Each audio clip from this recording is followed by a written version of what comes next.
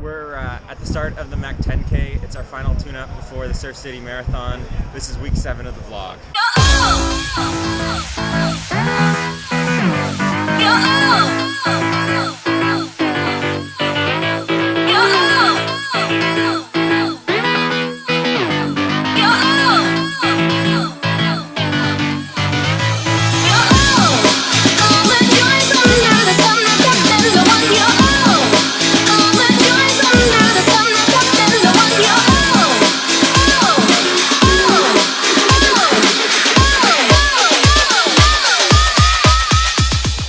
Hey, welcome to week 7 of the vlog.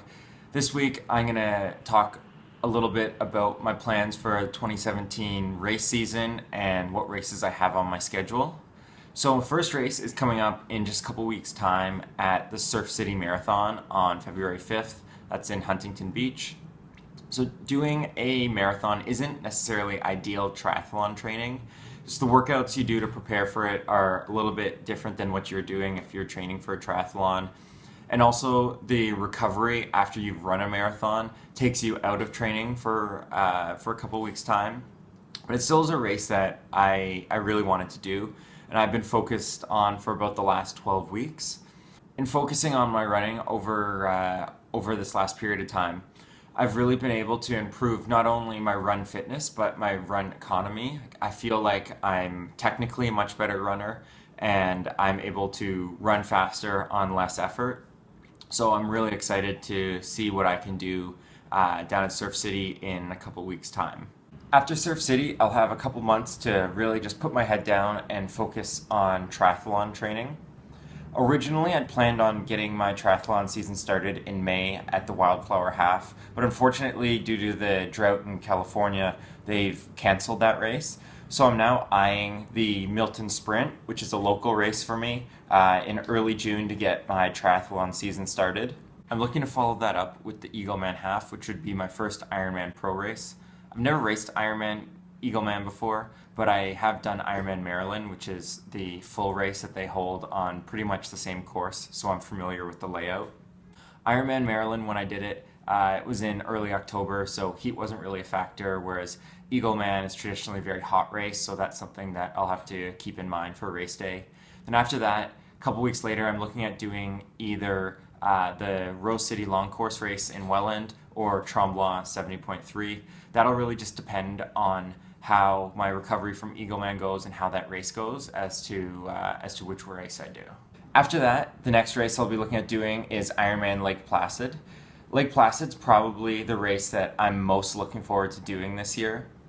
I've gone to Lake Placid each of the last 3 years to do training, so I've been around the course quite a bit, and I love the area. I think it's a great course. Mirror Lake's a beautiful place to swim. It's a really scenic, challenging bike course, and then same thing for the run. It's a tough run, but a fair run, and so I'm really looking forward to doing that race. After Lake Placid, I'll take a couple weeks off in order to let my body recover and just recharge my batteries before I get into what I kind of consider the second half of my season. In September, I'm looking at doing the Barrelman Half. Barrelman's a race I did 2 years ago, and I was there again this past year spectating it. It's a really great race. It's pretty local to me. It's only about hour and a half down the road. The run course is really cool because you get to run by the falls a couple times, and the race director, John Salt, puts on a lot of races in this area, and they're always really great events. So that's a race that I'm looking at doing. And then after that, I'll likely just put my head down and focus on Ironman Arizona, which will be my last race of the season. Ironman Arizona usually gets a really strong field. You have a lot of guys who have just been in Kona in October, and they're looking at getting some points for next year. You also have a lot of other people who are just targeting that race because it's one of the faster Ironman races.